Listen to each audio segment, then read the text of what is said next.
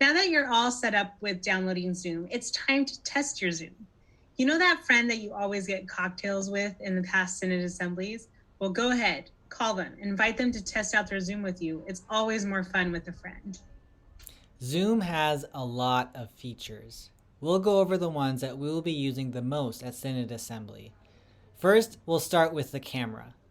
When you're in the Zoom meeting, you'll see in the lower left-hand corner a little icon that looks like a video camera. When you click this, it deactivates and activates the camera. If you deactivate it, we cannot see you. But when you activate it, we can see you and we can see everything that's going on behind you. Next, we'll double check to see if your name is displayed correctly. If you hover over your cursor of your video, you will find a blue box with 3 dots at the top right-hand corner. If you click on that and scroll down, there will be an option to rename yourself. When you click on that, you can change your name to whatever you want.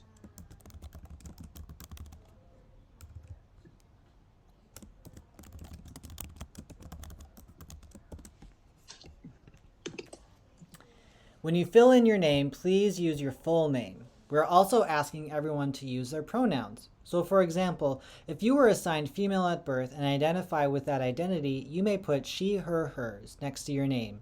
If you were assigned male at birth and identify as such, he, him, his. If you identify as neither, you may put they, them, their, or another pronoun option that's unique to you. Pronouns might be something new for you. And you know what? That's okay. It's like learning a new language. When I say something in Spanish that's wrong, my Spanish-speaking friends correct me. I repeat it back to them and then try hard to say it right the next time, knowing that I might still mess up, but I'm trying my best at a new skill. Plus, adding pronouns to your name creates a more inviting space for those who don't identify with limited pronoun options. Next, we'll work out the microphone. You'll see again at the lower left-hand corner a little logo that looks like an old school microphone from the radio shows. You can click on that to speak and then click it again to mute yourself. You want to keep yourself muted during the majority of the assembly because sometimes extra sounds interrupt voices of those who are speaking and we miss some information. If you're having issues with your microphone or your tech buddy can't hear you, you can try clicking the little arrow by the microphone and you can select to have your microphone and speaker work through different ways. Feel free to play around with this and see which one works for you. Can you hear me? No, I can't hear you. Can you hear me now? I can hear you. Good. Keep in mind, when you are unmuted and speaking, there will be interpreters at the assembly taking your words, processing them, and then re-delivering them to individuals whose first languages are not verbal English.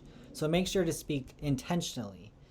We are committing to ensuring that all people feel welcome at Synod Assembly. If you have any questions about language accessibility, please reach out to all the organizers of the Synod Assembly. Now, if you go down to the bottom of the screen, you will see a little speech bubble that says chat. This feature is nice to use if you want to say something, but you can't speak it, or you don't want to interrupt the speaker.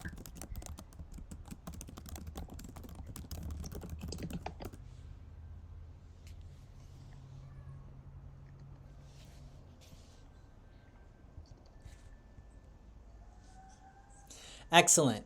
And finally, the reactions. There will be moments in the assembly where we need to react to things, to either show our approval or disapproval. If you go down to the bottom of the screen, there's a little smiley face, and you can see raise hand.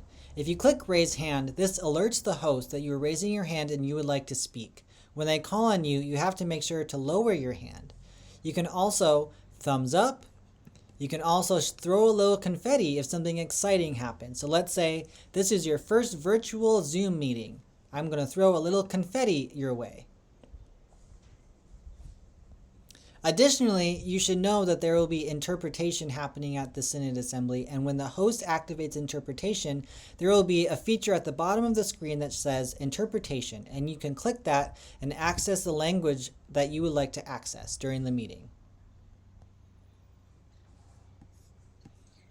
Nicely done. I think you're getting the hang of it. If you'd like a little more practice, the Synod is hosting a Test Your Tech event on June 3rd. This will be an opportunity to test your Zoom skills as well as work on the software that we will be using to vote at Synod Assembly. The information for that gathering will be emailed out beforehand. And on June 4th, our first day of assembly, make sure to log in early so you can catch anything that might need to be adjusted ahead of time. If you have any questions, feel free to email organizers as well as the Synod office. Hope to see you at assembly. Bye, everyone.